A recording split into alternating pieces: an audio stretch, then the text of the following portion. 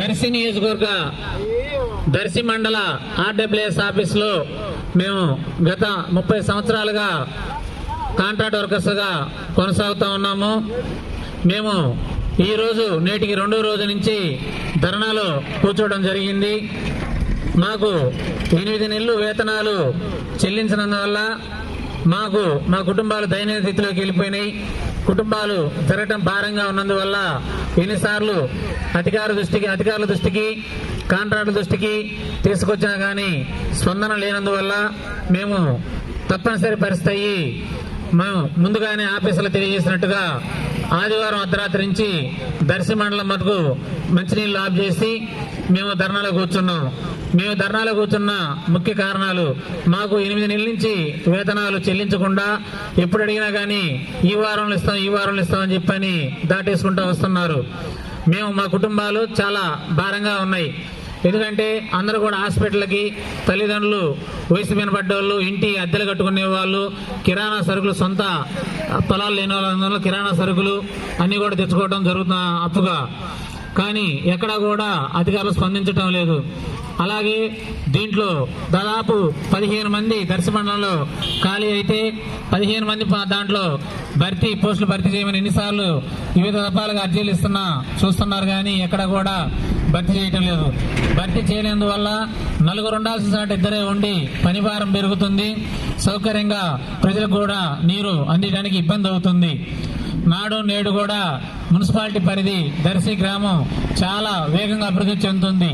అభివృద్ధి చెందినందువల్ల మున్సిపాలిటీ వారు ప్రజలకి ఎలాంటి ఇబ్బంది లేకుండా కొత్త లైన్లు వేసి ప్రజలకి తాగునీరు ఇవ్వడానికి సిద్ధమవుతున్నారు. అలాంటి పరిస్థితుల్లో ఆర్డబ్ల్యూఎస్ డిపార్ట్మెంట్లో సిబ్బంది తక్కువైనందువల్ల నీళ్లు ఇవ్వడానికి ఇబ్బంది అవుతుంది, పని భారం పెరుగుతుంది.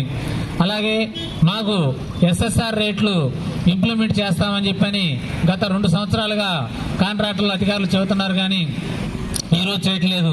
మాకు స్కిల్ అన్స్కిల్ రేట్లు 699 రూపాయలు, 817 రూపాయలు, 718 రూపాయలు మాకు గవర్నమెంట్ ఇచ్చిన ఎస్ఎస్ఆర్ రేట్లు ఇంప్లిమెంట్ చేయాలి. మేమన్నీ కూడా దర్శి మండలంలోనే ఎస్ఎస్ ట్యాంక్ పెద్ద చెరువు ఉంది. ఆ చెరువు కూడా ఇక్కడ ప్రజలకు నీళ్లు ఇచ్చుకుంటానే ఖాళీ టైంలో అక్కడ చెరువు నింపుకోవాలి. ఇట్లా 4 రకాల పనులు మేము చేస్తున్నా మాకు ఇస్తున్న వేతనాలు 9,000, 10,000. మాకు వాస్తవంగా రావాల్సిన 21,000 నుంచి 24,000 రూపాయలు జీతాలు రావాలి.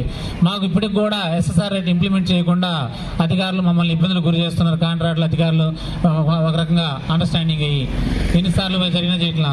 అందువల్ల మేము పని భారం పెరగటము వేతనాలు ఇవ్వనందువల్ల మేము ఈ నిర్ణయం తీసుకొని సమ్మెలో కూర్చోవలసి వచ్చింది.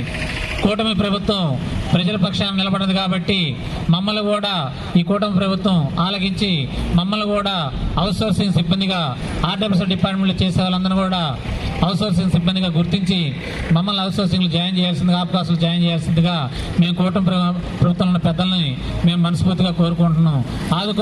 మామూలుగా కూటమి ప్రభుత్వం వాళ్ళని ఇంకొకసారి కూడా అడుగుతుందంటే దర్శి నియోజకవర్గంలో 5 మండలాల్లో ఆర్డబ్ల్యూఎస్ పనిచేస్తున్న వర్కర్లందరినీ కూడా అవకాశాలు చేసి ఈ యొక్క కుటుంబాలన్నిటికీ ఆదుకుంటే భవిష్యత్తులో మీరు కూడా నారంశెట్టి శ్రీరాములు గారు ఈ ఎన్ఎస్పి చెరువు దర్శకొచ్చినప్పుడు ఎర్లాంటి చెరువు దగ్గర 120 మందికి రెగ్యులర్ చేశారని చెప్పని ప్రతి ఎంప్లాయీ రిటైర్మెంట్ రోజు కూడా వాళ్ళ పేరు చెప్పుకొని ఆ మహానుభావుడు పెట్టించాడు నారంశెట్టి శ్రీరాములు గారు మాకు రెగ్యులర్ అయిందని చెప్పి ఆయన పూలదండ వాళ్ళకి చెప్పి వెళ్తున్నారు.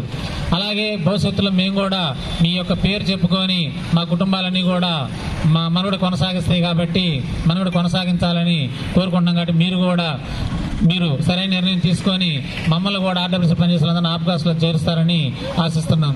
వచ్చిల్లాలి కార్మిక సంఘాల ఐక్యత, చెల్లించాలి 8 నెలల వేతనాలు వెంటనే, ఆదుకోవాలి ఆర్డబ్ల్యూఎస్ పనిచేస్తున్న కాంట్రాక్ట్ వర్కర్స్ కుటుంబాలను, ఆదుకోవాలి ఆర్డబ్ల్యూఎస్ పనిచేస్తున్న కాంట్రాక్ట్ వర్కర్స్ కుటుంబాలను, ఇవ్వాలి పెండింగ్ జీతాలు వెంటనే, అమలు చేయాలి ఎస్ఎస్ఆర్ రేట్లని, భర్తీ చేయాలి ఖాళీ పోస్టులను, భర్తీ చేయాలి ఖాళీ పోస్టులను.